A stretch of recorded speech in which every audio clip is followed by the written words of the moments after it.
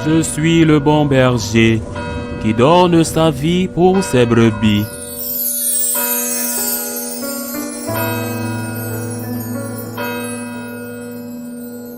En ce temps-là, Jésus disait à ses disciples en parabole, « Un aveugle peut-il guider un autre aveugle? Ne vont-ils pas tomber tous les deux dans un trou? Le disciple n'est pas au-dessus du maître, mais une fois bien formé, chacun sera comme son maître. Qu'as-tu à regarder la paille dans l'œil de ton frère, alors que la poutre qui est dans ton œil à toi, tu ne la remarques pas? Comment peux-tu dire à ton frère, « Frère, laisse-moi enlever la paille qui est dans ton œil, alors que toi-même ne vois pas la poutre qui est dans le tien? Hypocrite, enlève d'abord la poutre de ton œil, alors tu verras clair pour enlever la paille qui est dans l'œil de ton frère. » Acclamons la parole de Dieu. Je crois qu'il y a au moins 2 enseignements dans ce passage de l'évangile de Luc que nous méditons aujourd'hui. Premièrement, un aveugle peut-il guider un autre aveugle? Souvent, même les prêtres, nous donnons des conseils. Nous guidons quelqu'un qui nous demande des conseils ou qui, selon nous, a besoin de ces conseils. Mais quand sommes-nous des aveugles qui guident d'autres aveugles?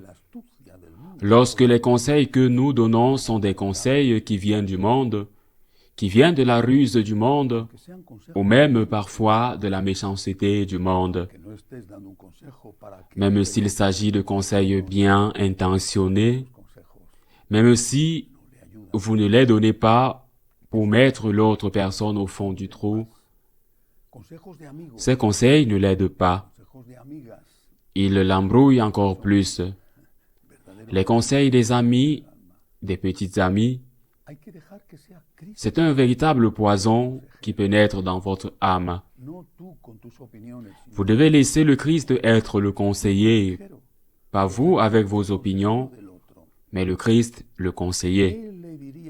Vous le conseillez et à travers vous, vous conseillez l'autre personne.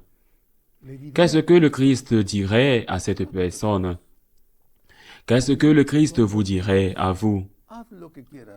Il dirait au Christ, ne t'inquiète pas, vis de jour, fais ce que tu veux, il ne t'arrivera rien.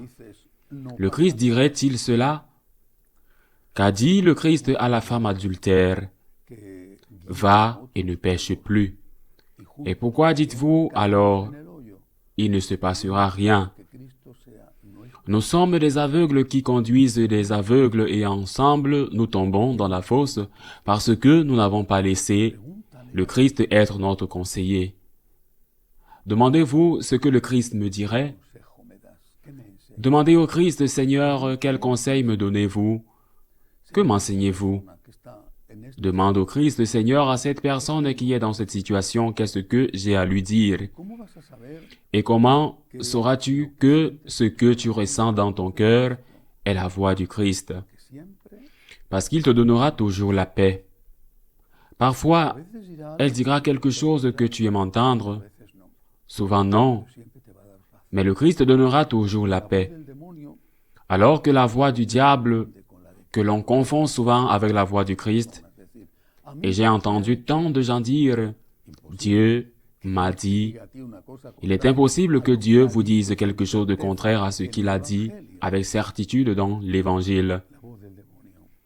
La voix du diable ne vous donne jamais la paix et ne vous conduit jamais vers Dieu et ne vous conduit jamais vers le bien. Mais de vous soumettre à vos instincts. Deuxième enseignement de cet évangile, parce que tu regardes la paille dans l'œil de ton frère et que tu ne remarques pas la poutre dans ton propre œil. Quand on voit que quelqu'un fait mal, eh bien, on a peut-être un devoir, parce qu'on a peut-être une responsabilité vis-à-vis de cette personne. On a peut-être un devoir de la corriger, peut-être même de lui interdire de faire ça. Je pense à un père qui a ses enfants à la maison et qui voit qu'ils se comportent mal, qu'ils abusent des jeux vidéo, qu'ils ne vont pas en classe, qu'ils n'étudient pas, qu'ils ont de mauvaises fréquentations. Eh bien, il faut toujours se regarder soi-même. Je ne dis pas qu'il ne faut pas regarder l'autre, surtout, je le répète, quand on a une responsabilité à son égard. Mais, même dans ce cas, il faut se regarder soi-même.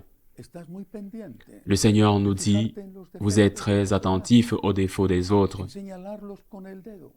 à les montrer du doigt, à les envoyer aux 4 vents, à leur faire de la publicité. Aimeriez-vous qu'ils fassent cela avec vous?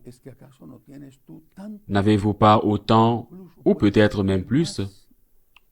Si vous avez le devoir d'aider cette personne, ou si vous êtes une personne proche d'elle, par amitié, même si vous n'avez pas de devoir, alors aidez-la à réaliser qu'elle a, si ce n'est déjà fait, une tache dans l'œil. Mais, en entendant, regardez bien ce que vous avez. De peur d'être un expert dans la guérison des autres et de ne pas être capable de se guérir soi-même ou de laisser le Christ vous guérir. Et ce conseil que Jésus nous donne, cet enseignement, est un enseignement vraiment utile pour tout le monde. Ne vous concentrez pas tant sur la tache dans l'œil de votre frère. Utilisez ce temps pour vous concentrer sur quelque chose de plus qu'une tache. La bûche dans votre propre œil. La poutre dans votre propre œil pour demander à Dieu d'avoir pitié de vous et de vous donner la grâce et la force de sortir de cette situation de péché afin qu'il puisse enlever cette poutre, cette tache dans votre œil. Ainsi soit-il.